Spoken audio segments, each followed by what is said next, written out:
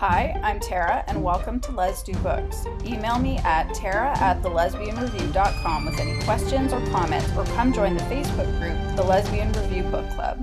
I'm excited today because I'm joined by author KG MacGregor, who is amazing and prolific with 24 books out, including her latest, Moment of Weakness, which was just released in early August by Bella Books, and Trial by Fury, which just won a Goldie. But KG is here to talk about other people's books with me.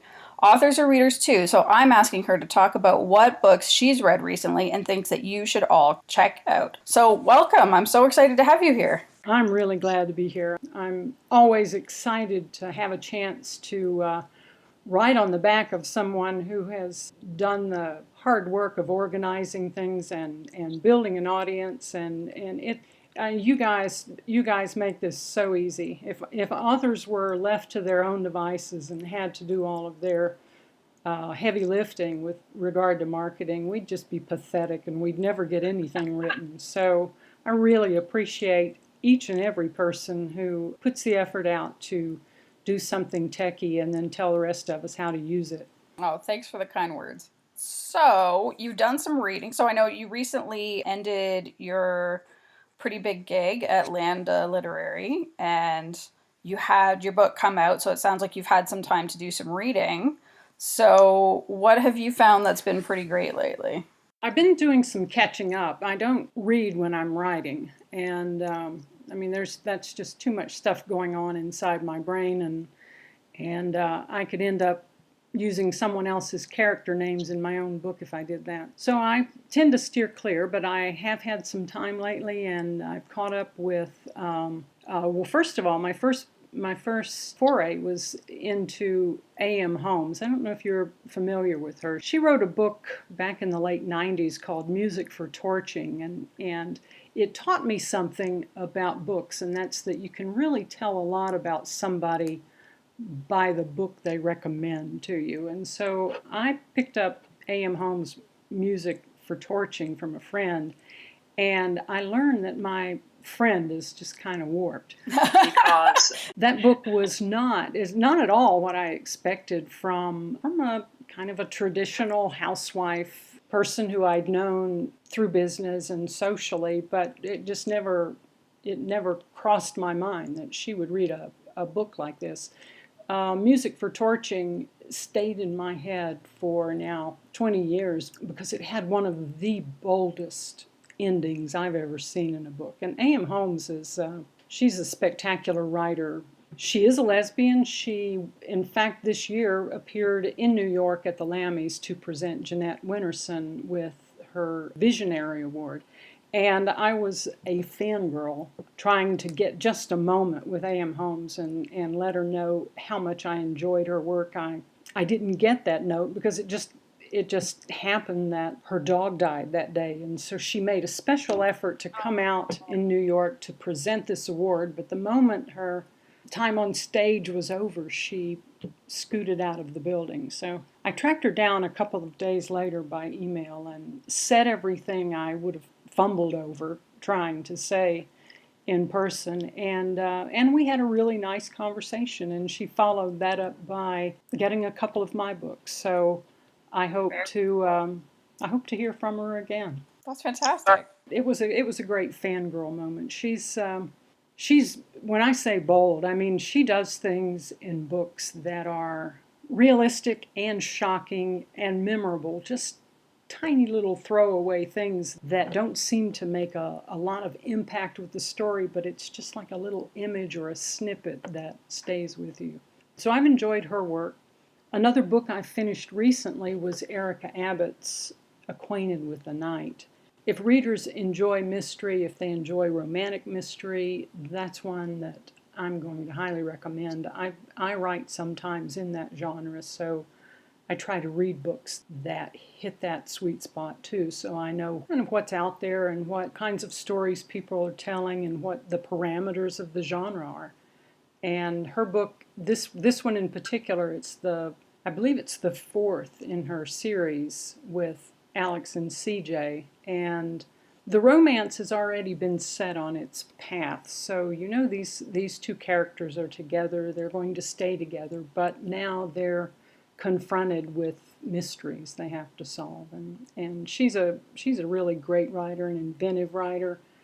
And she takes us all over Colorado, but this time she had one of the characters go back home to Savannah, Georgia. So it was a nice change of pace to visit another place. That's pretty cool. Can you, for people who aren't familiar with it, can you say a little bit of what it's about? Alex and CJ both work for law enforcement in and around Denver. They've been together for a while. They came together at work and solved a couple of cases together, and they're married. But they couldn't be more different. CJ comes from money, and she has kind of left her money behind because holding on to that money means holding on to a family that doesn't accept who she is. But now she's drawn back to her family home in Savannah because her brother is accused of murder. And she heads home to try to find out if, in fact, if her brother did it. She wants him to go to jail, but she also is conscious that, he's not particularly a likable felon, and he could be railroaded. So she takes us through that mystery and leaves us doubting whether the brother is guilty or innocent right up kind of until the last minute. That sounds fantastic. That's not even, I don't even typically read that genre, but you have me intrigued, and I might need to check this out because that just sounds so good. If you enjoy a mystery, then that's the sort of mystery I gravitate to, the whodunit, the ones that keep you guessing. But it's also a treat for readers who like to explore characters over a period of time instead of just in a standalone story. Now, this particular story, you don't have to have read the first three leading up to this, and that's one thing that's really nice about this book is it stands by itself. But if you find the characters engaging, there's really a lot more of these two. Oh, that's fantastic. Okay, so what is the next book you'd like to share with people? Well, I also read another in the genre, which was Little Lies, and that's by Lila Bruce. And she came to my attention in two ways. First of all, her book was a Lammy finalist in the romance category, and that tells me right then that it's a well-written book and worth my time. So the thing that really drew me to it, though, is I went to GCLS this summer, just a couple of weeks ago in Chicago, and Lila was on one of my panels. We were talking in that panel about the romance formula and how when you're writing romance stories, the kind of the mystery of how it's going to end is already solved before you ever pick up the book, because if it's romance, then they live happily ever after, and if they don't live happily ever after, then it's by definition not a romance. So I ask each of these panelists to kind of tell me what makes a book unique for them. I mean, in my case, what would make one of my books a KG MacGregor book? What characteristics would it have? And Lila listed just right off the bat the things that she enjoys writing about. She wants to write about mature women, and she says if you want to see characters who have been on a journey, they know who they are, they have not only a romance in mind, but they also have careers they care about, they have friends that they support and that support them, and they're going to be probably a little older than your ingenue character.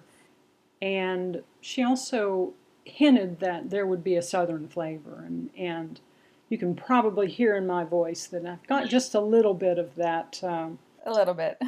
A little bit, yes. I always say a little bit. I never know quite how much it is, and it changes from day to day because my partner's from Tennessee, and she can really, when she goes home to Tennessee and comes back, it takes us a long time to talk after that because we're speaking so slowly and dragging out our syllables. Anyway, Lila's book had a little Southern flavor, and in fact, part of it was set right here in the North Carolina mountains. So I was quite interested in getting into that and seeing what it was about. it too was turned out to be kind of a heart-stopping thriller. It was more romantic intrigue, and that's a very tricky plot, because when you have a pair of women meeting and then you put them in a dangerous situation where they're on the run, you don't really expect them to stop and fall in love. You don't expect them to, have time to explore each other sexually. I mean, the bullets are flying, the tires are screeching, so Yeah. it's it's a very tricky thing to do, and Lila pulled it off really well. She did a great job with that book. Great. So what's that one about? The book opens with just a real bang up scene that I'm not going to share, because I think the reader deserves to experience that firsthand. But the characters are one character is under surveillance, and the other character is the surveiller, the law enforcement officer who's keeping an eye on her. And they don't know this about each other. So when their lives intersect, it's fun for the reader, because the reader knows something that the characters don't know. And that's a real gift of artistry when an author can do that. Okay, that sounds like a lot of fun. That just sounds like a really fun book. All right, so what's the last book that you wanted to talk about? Well, I just finished Lena Villanueva's Take Only Pictures. She is, I don't know if you've had a chance to meet her, to have her on your show. She's just a very exciting, interesting, vibrant, wide-eyed author who's kind of bursting into the genre and making a name for herself already. I believe she's got 3 novels out, and she's got several short story entries in anthologies. She's a young mother, and in fact, she put together a panel at GCLS on how to write books with kids in the books. So those would appeal to a particular audience. So when I picked up this book, Take Only Pictures, I expected to find kids in the book, and I did not. Okay. And I found horses and mules and bears and a story that was set in the California backcountry. Think Yosemite. And the story was set on kind of a dude ranch where people would come and hire out for a trail ride of several days. And one of the characters is part of the, she's on the staff there. She's teaching these trekkers how to take really good pictures in the wild. And the other character, the one she meets during this summer camp, is a bear expert. And she's come down to work at the lodge to help them solve a bear problem. The bears are coming into the campgrounds and getting into people's food and tearing up their tents and so on. So these 2 women cross paths in the backcountry, and I actually wrote down a lot of my thoughts about this book and sent them in a note to the author, because what impressed me about this is that I've, as you can probably see, I've gotten away from my 20s quite a bit. It happens to all of us. And consequently, you forget that things are different for people in their 20s. These are characters who are not really self-aware. They haven't carved out their identities. They're still trying to find the right toehold for their career. And it's very different to read about such characters than to read about the ones I was talking about with Lila, the people who know themselves and have established themselves and where they want to go. They're very confident, whereas the millennial characters are, there's still a lot of things up in the air, and they haven't chosen which are the priorities yet. So it made for a very different book, and I really enjoyed it. It jogged me as a writer to remember that when you're writing characters of this age, that there is a truth to them that is easy to overlook, because readers want to read about characters who are confident and strong, but there obviously is an audience for books that show them getting there. And I really enjoyed Lena's book. It was very well written. She has a very good talent for the turn of phrase. I'll have to check that out. I like that there are more books happening now that show that, like, I'm just thinking, so I grew up in the 80s and 90s, and at that point, all of the coming of age stories took place in high school.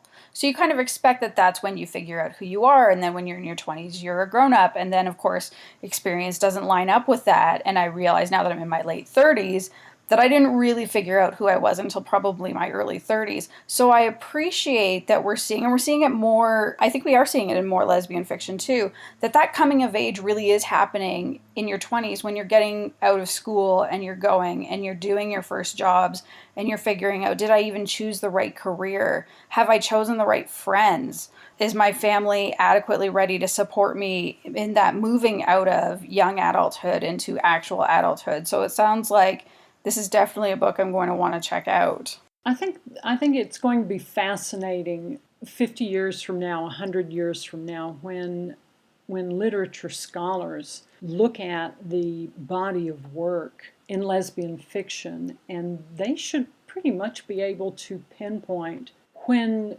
people in the queer community began to feel comfortable in their own skin, because there will be a line, and it will be, copyrights of maybe 2010 or 2011, where you started seeing an influx of books where the character is presented as a dyke on the very first page, not at the end of her journey in the book. And in fact, I recall readers at one point in the late 20-aughts complaining that they were getting tired of reading all the coming out stories, that they were moving on. They were looking for what happens next. What happens when you've already decided who you are. Now what?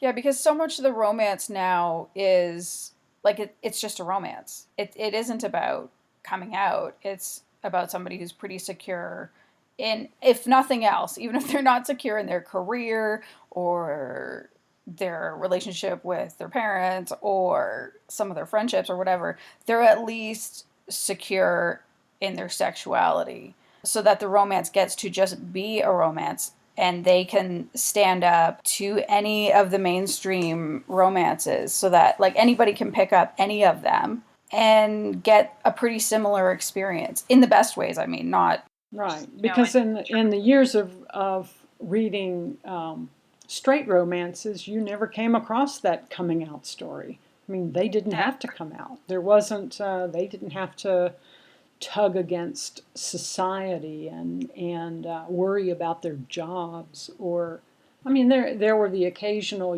my family isn't going to accept you because you're poor, or you're a different race or something. But I think that for that one period, there was a rush of a lot of lesbian writers who were writing the coming out story, just because people were coming out right and left, and we were kind of hurrying to document all of that to put it down. And now they're out.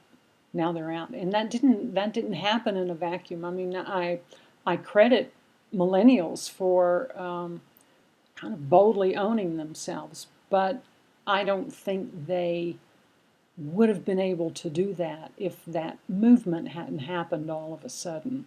And it made it a lot easier for younger people to find role models, to see themselves in media and know what to emulate.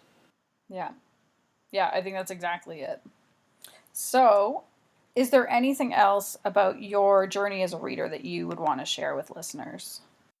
I don't actually read a lot. I have to confess to that. And I said to you earlier, I think before we started this conversation, that I've probably only read a handful of books in the last 6 months. But as fate would have it, I've actually read all of those books within the last 30 to 45 days. I've just been on a spree lately, and I'm torn between whether to read or whether to write, and or whether to watch TV. I'm doing a lot of that too. So, but that kind of comes after GCLS is over, and I've done a lot of panel preparations, and so all that work's behind me, and I did step down from Lambda Literary in June, so that cleared a lot of things on my calendar. So I have some freedom right now, and I'm really excited to be reading again, and I welcome any suggestions, any author you might have. Oh, goodness. How much time do you have? Well, what was the last great book you read? Oh my God. Rainbow Gap by Lee Lynch. Okay, that's on my list then. That's on my list. Actually, I think I've already loaded that, but it's on my queue. But I'll move it up to the top of the read list. It's without question one of the best books I've read this year. And I just finished it last week, and I just turned in my review to the Lesbian Review yesterday.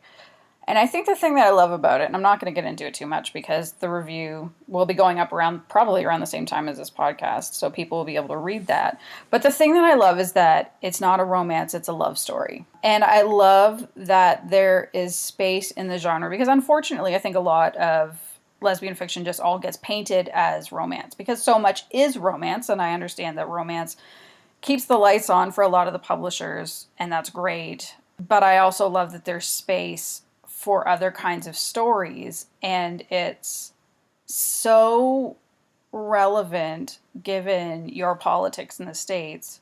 And I'm not naive enough to think that politics won't shift that way in Canada because the groundwork is being laid as we speak. And I love that it kind of reminds us that we have stories to turn to from before, that we have been through bad situations in the past, and that we can still make it as a community despite present circumstances. Mm-hmm. Well, I think that's always been the most important aspect of lesbian literature, all queer literature, in fact, that that just by having your identity represented, there's a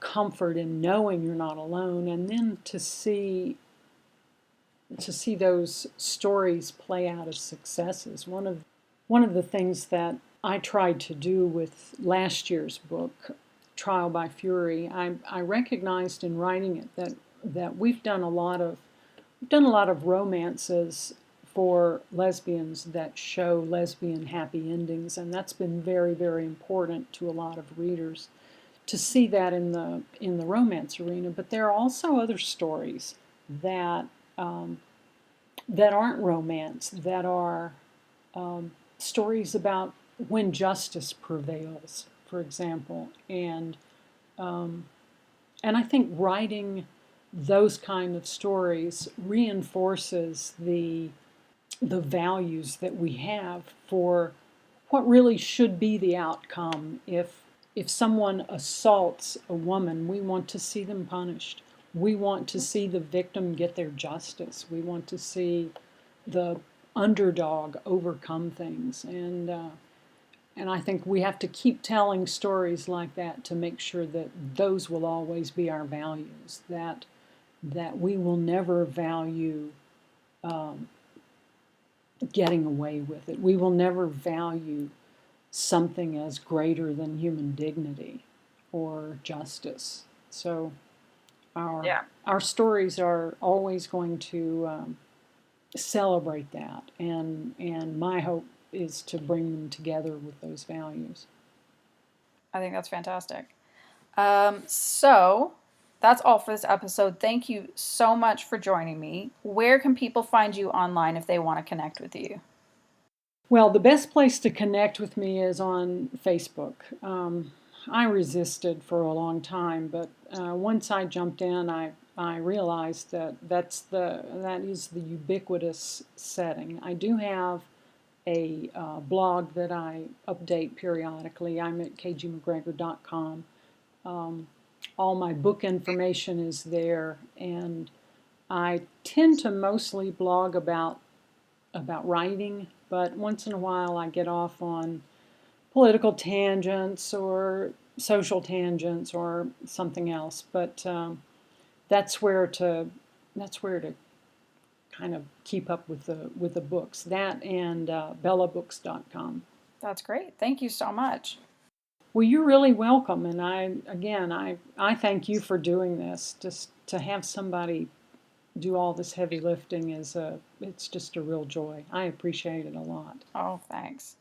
All right, so I'm Tara, and you've been listening to Les Do Books. Don't forget to email tara@thelesbianreview.com with your questions and comments, or join our Facebook group, The Lesbian Review Book Club, to talk about all of these books and anything else you're reading and loving. You can also find me and all the other podcasters on the Lesbian Talk Show channel at our Facebook group, the Lesbian Talk Show Chat Group. If you've enjoyed this episode, please don't forget to rate this show and subscribe. To find this and many other great shows, all you need to do is search for the Lesbian Talk Show on iTunes, Podbean, or Stitcher. And that's it! All right, go Tara!